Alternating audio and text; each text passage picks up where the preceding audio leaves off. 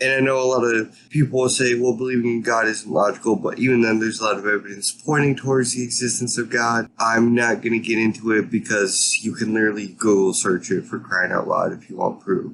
Like, did this guy literally just tell us to go and Google the evidence for God's existence? Apparently, the evidence for God is so good that a quick Google search will resolve the thousands of years of discussion over whether or not God exists. But still, it's not illogical to either doubt that God existed or believe that a specific version of God definitely doesn't exist, or to just not believe in a God at all. It's not illogical because there's no good evidence to suggest that a God exists. A simple Google search is only going to leave you confused. This takes a pretty long time for you to digest all of the different arguments and counter arguments, and just the entire conversation takes a long time to really feel around and figure out. We have a plethora of videos on this channel where we go through just about every single argument for God's existence. And we also show how those arguments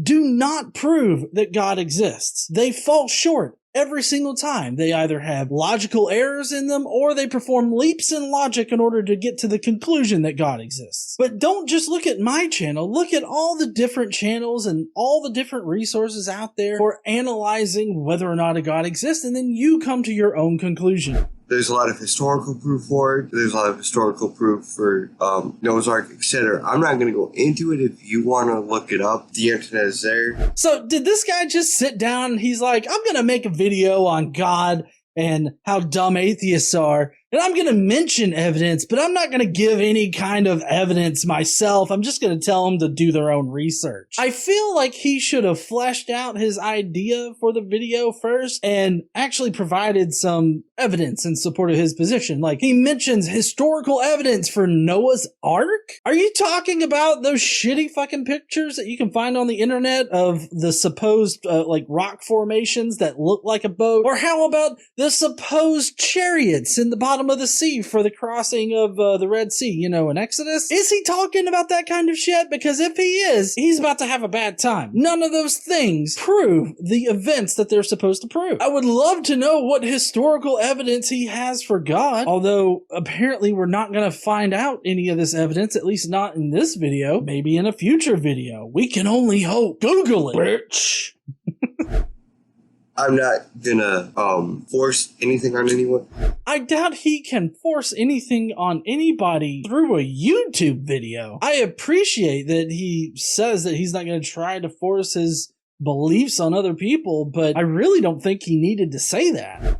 I don't know how far I'm going to go into like this atheist thing, because this channel is not meant to be one of those Christian channels who are going around talking about claims and arguments that atheists make, but I guess I could do that, and honestly, it would be a little bit interesting. Plus, it would give me more video ideas whenever I limited on the other part of the channel. Plus, I was going to integrate my Christian beliefs into this channel somehow, so I guess this is the way to do it.